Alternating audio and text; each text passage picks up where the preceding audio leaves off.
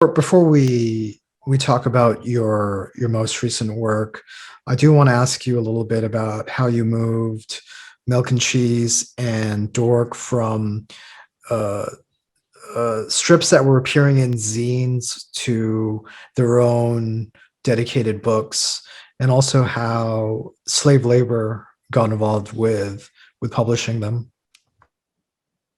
All right, let me try to think. Here's what I'm gonna do. Let me think for a second. I think give you a better answer than I have been. That's on the. All right, Milk and Cheese was never designed to be a comic book. If you know nothing about me but have just heard this interview, you could tell already where the pattern is here. I never even thought of Milk and Cheese being a comic strip or a comic book. There were two little characters that I drew on a napkin, drunk after a show at CBGB's, waiting for food. My friend Brian said, "Can I have that napkin? I like them." I said, "Okay." I started drawing the characters as a joke on envelopes and things like that to publishers or to friends. And at conventions, since I didn't have established characters and I had not worked on Marvel or DC, I would just draw Milk and Cheese for whoever would come up to me with a backing board. They didn't know who I was, but San Diego seemed huge in '87 the first time that I did that show. And it was so small compared to what it became and what it is now. But everybody would go through Artist Alley and, can I have a free sketch? Sure. And I would, between my being hilarious and anxious and hungover, I would just draw Milk and Cheese and I would say, comics will rot your brain. And I would have them say rude things to the, not horribly rude, but I didn't know what to do. So Milk and Cheese became a kind of, insult machine, joke machine, insult gimmick, catchphrase machine. I would just draw these two dumb things, and then I would write "burn your comics" or "Spider-Man's a jerk" or I don't know. But there's a lot of ugly marker sketches fading or thrown out of these two guys coming from the first 2 years of San Diego and other conventions. And I met at San Diego. It was much easier to meet people at San Diego. They just walk around the table. Literally, you look over and there's Poison Ivy and Lux Interior buying comics, which was fucking. I really do wish that I said hello, but I was like, what am I gonna? I'm such a fan. And you'd see, some fairly famous people, and because you could see everything, and all the industry was, like I said, smaller. So if you got invited to a party, there'd be people from the independent press, from Fantagraphics, Comico, Dark Horse, Marvel, DC. It was a totally different time, a much looser, less compartmentalized, less regulated. Now there's parties you can't get invited. Everybody has their own party. There's no one party. There used to be like this 2 parties that you went to or something like that.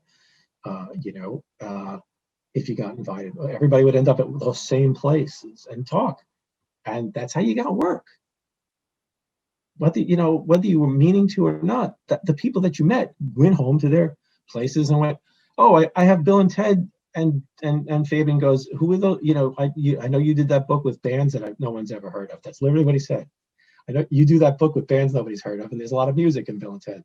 That was one of the reasons that I got hired. Plus, the book didn't matter. They knew it was going to get canceled in 12 issues. I was only going to do 4, but I ended up enjoying it.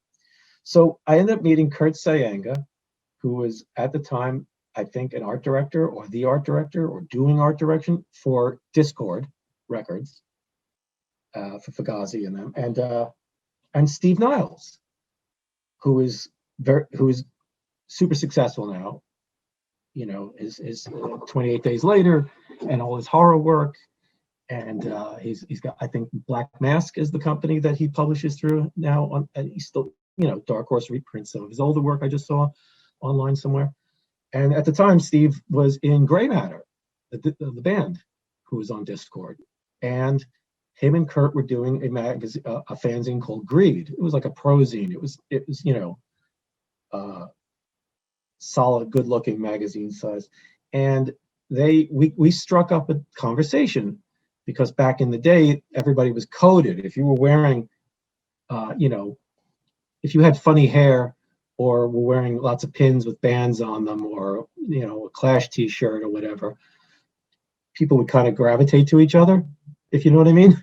because not everybody had that, and you could kind of go, oh, that's, the same way that if you were wearing a comic book shirt and we're walking, in a comic store going down the street, somebody would go, hey, Love and Rockets, or they go, hey, American Flag, oh, Flaming Carrot, I've heard of that. You know what I mean? It was weird. Or Batman, even back then.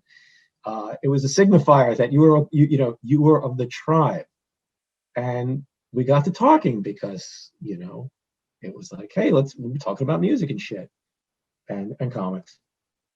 And they said, they liked the drawings that I was doing. This is not a short answer. They liked the drawings of Milk and Cheese I was doing and thought they were funny. And Kurt or both said, if you do a comic with them, we'll print it in Greed if you want, if you send it to us. And I'm like, huh, comic. So I had, let me think of this as a comic. And I did a really ugly, terrible 2-page comic, and they ran it. And as ugly and awful as it was, people liked it. A lot of people liked it. It was crude and dumb and simple. The drawing was purposely not good. I wanted it to look crude, and the characters were awful looking, but people liked the jokes. That's what I was saying about personality coming through, is that people can draw better than you, they can write better than you, but maybe you're funnier, more interesting, or something catches someone's ear, eye. Who knows? You know what I mean? Because it was certainly not, the drawing was, it made people laugh despite being crappy looking. Maybe crappy looking is what made it funny. Something like Steven at the time was really weirdly crazy drawn, and I loved it. So why would I? Because I had to knock myself. Other people can do it, but I can't. So anyway, yeah, it ran in Greed, and then this was a pattern at the time. Greed goes under. Something really shitty happened with the people backing it, and Greed goes down. And I was like, I was going to get to do Milk and Cheese strip in Greed again and again. So I get a call from somebody, would you do, I like Milk and Cheese, would you do some Milk and Cheese strips for this book called Asylum? Okay, the money was garbage, but I mean, okay, shit, yeah. I want to get into comics. This is what, 87, 88? I did about 4 or 5 pages for Asylum. Asylum goes under before it even publishes, I think, a first issue. Kyle Baker was doing something for that. I ended up, and then I'm getting asked to do, I got asked to do it for something else that went under. By the time it's 1991, I've got 10 pages of Milk and Cheese. And I'm with SLG at that point. And the way that happened was my second convention, let's make this as quick as possible. My first San Diego, I was tabling next to SLG, next to Slave Labor. And I didn't really talk to the guys much, to Dan and Scott and everything, because I was afraid of everybody at the goddamn convention. I knew some of their publications, and so I'm like, I had one comic out. I was literally one comic, and it came out at the convention, and I hated Pirate Corps 1, and I was so devastated about how crappy my work looked that I was just, anyway, that's a whole other interview. So they were annoyed at me because I was acting up at the table because I didn't know what to do. I had a lot of nervous energy. I was really scared and really nervous, and I had a wind-up monkey, and I had a bell that I was doing $10 sketches. It was just awful. But I was it was fun, but I was sitting next to me must have been a pain in the ass because I was talking like this, but obnoxious, because it was my defense mechanism, doing obnoxious comedy and shit like that. And Dan wanted to take the monkey and burn it, apparently. The next year I end up near them at the convention, but we end up talking, and first impression aside, we end up hanging out. And I had no publisher. My book was canceled. And I end up at a party, and I don't remember what party it was, but boy, was I stinking drunk. And Dan was stinking drunk. And Scott Savidra was drunk. Everybody was drunk. It's like 5 a.m. I'm on the floor, literally on my back on the floor. Dan is on his back on the floor. And Scott kind of pushes us towards talking about doing Pirate Corps, which was canceled by attorney, doing Pirate Corps for Slave Labor, for SLG. we've been kind of dancing around it. I was afraid to ask. And Dan and I have a drunk handshake agreement. Yes, okay. I wake up, terrible hangover, but I sober up and I go, oh my God, he was just being nice to me. He was just drunk. Dan doesn't want to, Vado doesn't want to publish my stuff. But he tracks me down because I avoided him because that's my crazy personality. And we agree to do Pirate Core. So 88, 89, 90, I'm doing Pirate Core. In 90, 91 or so, and I go, Dan, I have all these milk and cheese strips that nobody used. I don't know what to do with them. If I do a bunch more and fill out a book, would you publish it? And he just goes, yeah, why not? What the hell?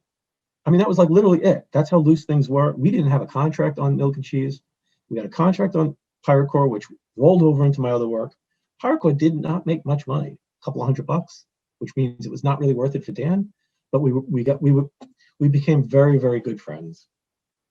And I love the friendship that Dan and I had for so long. I love Scott. And I met so many people at SLG, and so many amazing people started off at SLG over the years.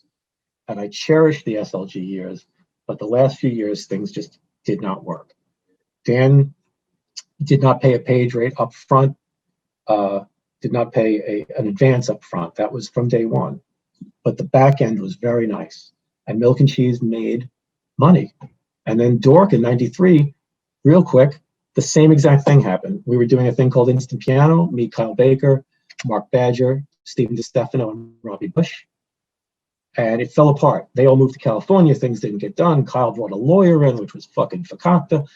Anyway, it didn't get done. So I had 10 more pages of comics sitting there. And I went, Dan, if I got 10 pages and plus, and I'll put in some of the stuff that I did for some anthologies. Can I do it? I'll do it. Something. I want to call it Dork. He goes, sure. Why the hell not? Milk and Cheese was doing. We had kept reprinting the first one. Dork made money. Dork went up in sales with every issue while it was going. But at a certain point, I ran out of material that I could use to ballast those books. Again, not a short answer. I'm doing my best.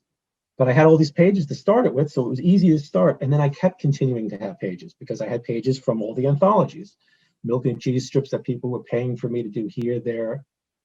And then I'd round it out with new material, Dork material the Epic Light Murder Family. I reprinted in issue 2 or whatever. I reprinted stuff from Reflex Magazine that Kyle and I did. We were paid peanuts for most of this stuff, but I was able to roll it into a new comic that made me money. And then when the comics came out, people saw them, and that's how I got into Finnish heavy metal fanzines, and I got into The Onion and other places, so I would start getting paid again. And then Deadline reran stuff when I couldn't do new stuff. It was a very bizarre career that not many people could have done it that way, which is why I can't tell people this is how you get into comics, even when pre-digital.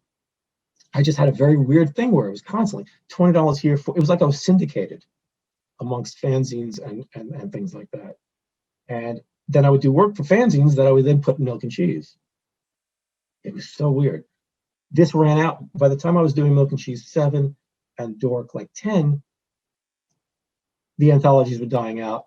Free weeklies were running out. I was not getting those 1 to 4 pages anywhere. So I had to do almost everything new. So with nothing up front, that meant that I was not making money while I was working on the book. And I had to wait months to get any money that was coming in. And sales were dying on Dork. Milk and Cheese has always sold okay for what it is.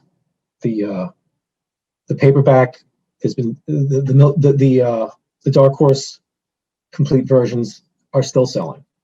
It's amazing to me, to be honest. 34 years later, and there's still people buying Milk and Cheese things.